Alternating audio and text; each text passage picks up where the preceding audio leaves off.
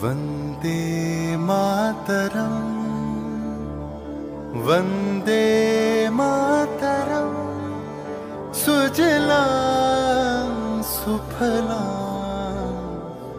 मलयज शीतलां सस्यश्यामलां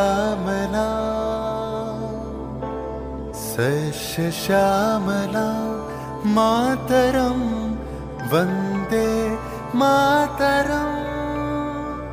1908 সালের 11ই আগস্ট কিংসফোর্ডে বন্দে মাতরম বলার দোষে যে বালককে বেত মারার হুকুম দিলেন ব্রিটিশ সরকার, তারই পক্ষে দাঁড়িয়ে ক্ষুদিরাম বসু ও প্রফুল্ল চাকি সাহেবের ফিটন গাড়ি লক্ষ্য করে বোমা চালালেন মুজফ্ফরপুরে।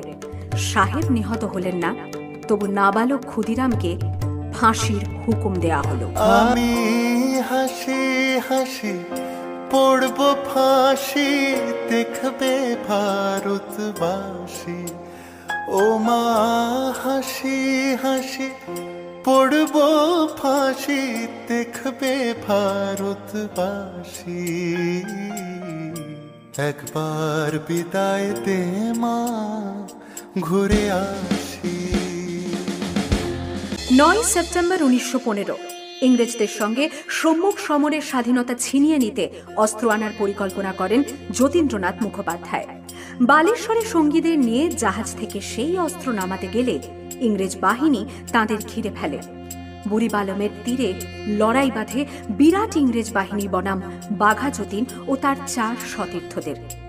এককালে শুধু ভোজালি হাতে যিনি বাঘ মেরেছিলেন, সেই বীর সেদিন লুটিয়ে পড়লেন। যারা স্বর্গগত তারা এখনো জানে, স্বর্গের চেয়ে প্রিয় জন্মভূমি। এসো স্বদেশ ব্রতের মহাদীক্ষালু, সেই মৃত্যুঞ্জয়দের চরণ চুমি। যারা জীর্ণ জাতির বুকে জাগালো আশা, মন মলিন মুখে জোগালো ভাষা।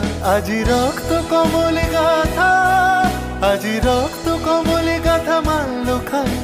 বিজয় লক্ষ্মী দেবতাদেরই গলে, মুক্তির মন্দির শোকানো তলে। কত প্রাণ হলো বলিদান, লেখা আছে অশ্রু জলে, লেখা আছে অশ্রু জলে।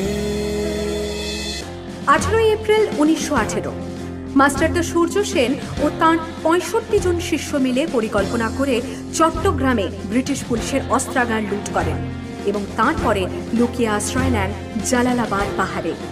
এর 4 দিন পর ব্রিটিশ বাহিনী খুঁজে বার করে মাস্টারদা ও তাঁর সঙ্গীদের। সেদিনের অস্তমিত সূর্য ছিল সূর্য সেনের রক্তে। ভারতবর্ষ সূর্যের এক নাম, আমরা রয়েছি সেই সূর্যের দেশে। লীলা চঞ্চল সমুদ্রে অবিরাম, গঙ্গা যমুনা ভাগীরথী যেথা মেশে। ভারতবর্ষ সূর্যের এক নাম, আমরা রয়েছি সেই সূর্যের দেশে। লীলা চঞ্চল সমুদ্রে অবিরাম, গঙ্গা যমুনা ভাগীরথী যেথা মেশে। ভারতবর্ষ সূর্যের